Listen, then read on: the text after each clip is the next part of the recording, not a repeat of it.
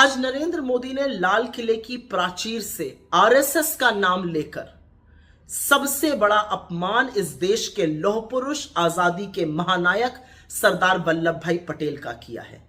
क्योंकि सरदार वल्लभ भाई पटेल ने आरएसएस को बैन किया था और यह कहकर बैन किया था कि आरएसएस देश विरोधी संस्था है और ऐसी संस्था को बैन करना चाहिए। यह भी कहा था कि आरएसएस इस देश में विभाजन का, धार्मिक उन्माद का जड़ है। और यह तब किया था जब आरएसएस से प्रेरित होकर नाथूराम गोडसे, जो आजाद भारत का पहला आतंकवादी था, उसने महात्मा गांधी की हत्या करी थी। आरएसएस वही संस्था है जिसने 53 साल तक हम सब के प्यारे, हमारी आन बान शान, हमारे तिरंगे का बहिष्कार किया था।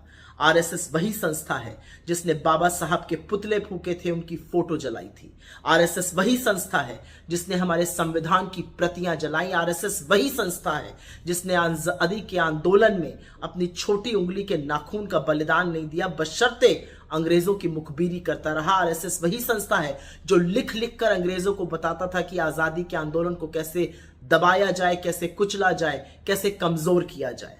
सबको पता है आरएसएस का रोल अंग्रेजों की मुखबिरी करना, उनकी गुलामी करना था। आजाद भारत के लिए इनमें से किसी ने लड़ाई नहीं करी। आरएसएस वही संस्था है जिसने लगातार इस देश में वैमनस्य फैलाया है, नफरत फैलाई है। और ऐसी संस्था का नाम लाल किले की प्राचीर से आजादी वाले दिन लेना सरदार वल्लभ भाई पटेल का घोर अपमान है और इसकी हम सब निंदा करते हैं। असलियत यह है कि जिस श्यामा प्रसाद मुखर्जी के लिए मोदी जी कह रहे हैं कि वो पहले व्यक्ति बने जिन्होंने अपनी जान की कुर्बानी दी संविधान के लिए, श्यामा प्रसाद मुखर्जी ने बाबा साहब के लिए और संविधान के लिए जिन अपशब्दों का प्रयोग किया वो मैं यहां बोल नहीं सकती हूं। असलियत यह है कि वो बाबा साहब की विचारधारा के खिलाफ थे, संविधान के खिलाफ थे और संविधान के तार तार उनके वंशज आज तक कर रहे हैं।